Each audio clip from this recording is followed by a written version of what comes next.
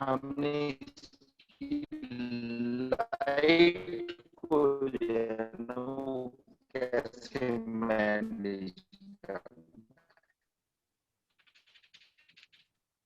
इसमें भी आता है।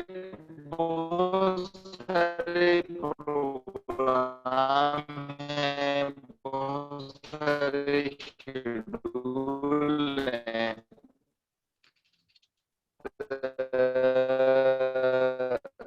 लेकिन सबसे पहले ये कि डे 1 और 3, पहला दूसरा तीसरा दिन, इसमें 1 घंटा लाइट बंद रखे, उसको मिल जाए, ताकि इनका जो फीड इनटेक है वो बेहतर जाए, मैक्सिमम टाइम मिले। 1 घंटा बंद करना भी इसलिए है इन केस ऑफ इमरजेंसी। फिर आगे हमें इसको ग्रेजुएट बढ़ाना है। अगर उसको 24 आवर कंटिन्यूस देंगे तो कॉन्सेप्ट लोगों का ये होता है कि मैक्सिमम फीड कंजम्पशन होगी, लेकिन फीड कंजम्पशन के बाद उसकी एब्जॉर्प्शन, डाइजेशन, उसका मेटाबॉलिज्म, उस सिस्टम को रिस्टोर होने के लिए भी थोड़ा टाइम चाहिए। तो उसके लिए पीरियड का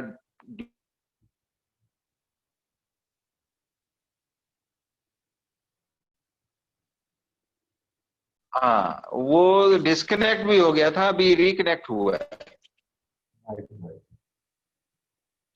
अभी ठीक है? Should I continue? Sir carry on sir please.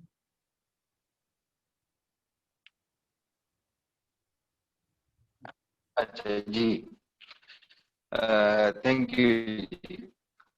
अच्छा, अब लाइटिंग की बात आ रही है तो इसमें मैं ये बता रहा था कि जो डार्क पीरियड है वो इसका मेटाबॉलिज्म रिस्टोर करने के लिए जरूरी है। तो उससे एफसीआर पे आप देखेंगे बहुत बेहतर फर्क पड़ा पड़ता है। इसी तरह इंटरमिटेंट लाइटिंग है, वो शेड्यूल मुख्तलिफ लोगों ने ट्रायल किए हैं, उसमें लाइट है। तो इंटरमिटेंट लाइटिंग के अंदर उसकी परफॉर्मेंस, ज्यादातर कंटिन्यूस लाइटिंग का ट्रेंड है, लेकिन उसमें भी डार्क पीरियड दें और फिर ये कि लाइट इंटेंसिटी रिड्यूस कर दें, इतना हो कि 5 से 10 लक्स हो, जिसमें उनकी जो फीड और वाटर होगी, तो फिर उनमें फ्राइटनिंग आएगी, फिर एक दूसरे के साथ पिकिंग भी करेंगे। अदरवाइज वो सिर्फ अपनी फीड और वाटर इनटेक उस उनको मिलेगी। अब आ जाता है कि जो फ्लॉक हम इतना अच्छा इसके ऊपर काम कर रहे हैं, मेहनत कर रहे हैं, उसके मुख्तलिफ हेल्थ इश्यूज हैं। वो क्या हो सकते